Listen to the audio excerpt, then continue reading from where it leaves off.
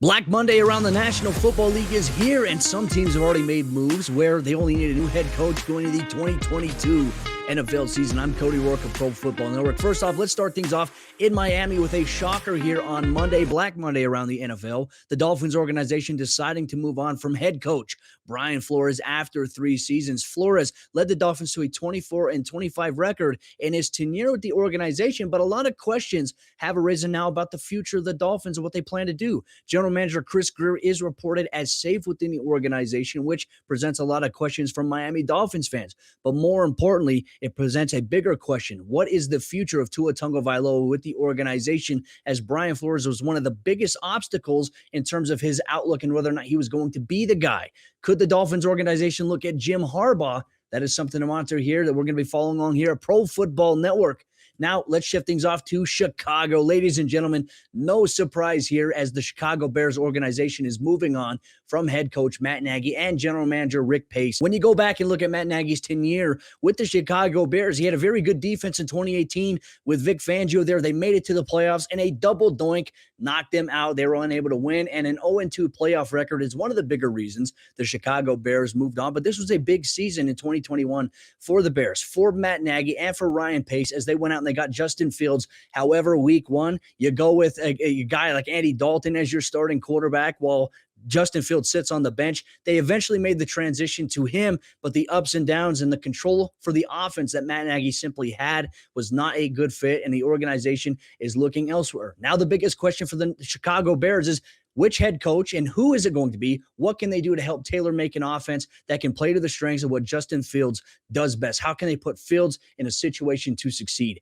That's a huge question here for the Chicago Bears organization. Now transitioning to the Minnesota Vikings. They have now parted ways with Mike Zimmer. They've also parted ways with general manager Rick Spielman. Now, this is a complete regime change for the Minnesota Vikings franchise that is approaching, and a lot of questions have been presented, ladies and gentlemen. First off, looking at Mike Zimmer in his 8 seasons with the Vikings, he led them to a 72-56-1 overall record. Now, obviously getting through the playoffs, having the Minneapolis Miracle being one of those amazing plays that we'll always go back to. Unfortunately, the NFC Championship berth that they did get to, it led short as obviously the Philadelphia Eagles won that one. They'd go on to win the Super Bowl. Unfortunately, since then, Mike Zimmer, the defense has fallen off a little bit, even though the offense has been very tailor-made with Justin Jefferson, Dalvin Cook, and Kirk Cousins. But now with the regime change, the bigger question remains, what is the future of Kirk Cousins within the Minnesota Vikings franchise? And I think something to keep an eye on here. A lot of people are alluding to the possibility he could be gone from Minnesota, but that would be a $45 million dead cap hit that the Vikings simply cannot take at this point. I'd be very shocked if Kirk Cousins does move on from the Minnesota Vikings. I believe that they're going to try to build around him and try to make a big run for a championship berth, which is something that Vikings fans have been hoping for. They're hoping to revamp the defense with some of the talent that they do have on that roster. And now we're going to head to the Denver Broncos as they've made a move for their next head coach in 2022 after firing Vic Fangio after 3 seasons with the organization on Sunday. Fangio went 19 of 30 in his tenure as the Broncos head coach, and one of the bigger obstacles is trying to figure out how to compete in the AFC West as the Kansas City Chiefs, the Los Angeles Chargers, the Las Vegas Raiders, 3 teams that have their franchise quarterback, while the Broncos quarterback situation has been up in the air. General Manager George Paton met with the media on Sunday and discussed that leadership is going to be the next most important trait that the next Broncos head coach does have going into 2022 and beyond. Not just a specialist on the offensive side of the ball or the defensive side of the ball, somebody who is a great leader that can obviously help build both of those foundations that will be critical for the Broncos to take the next step.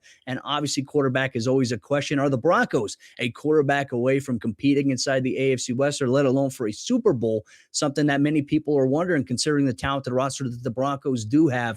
Obviously, we will wait to see who the Broncos reach out to for their next head coaching vacancy.